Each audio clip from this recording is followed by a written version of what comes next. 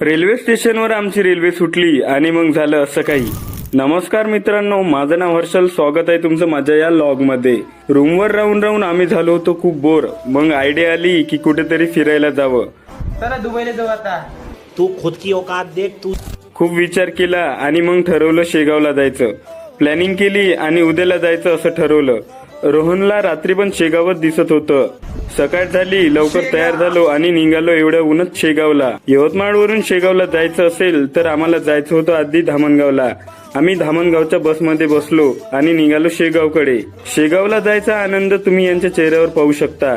1.5 तासाचा प्रवास करून आम्ही पोहोचलो मग धामणगावला.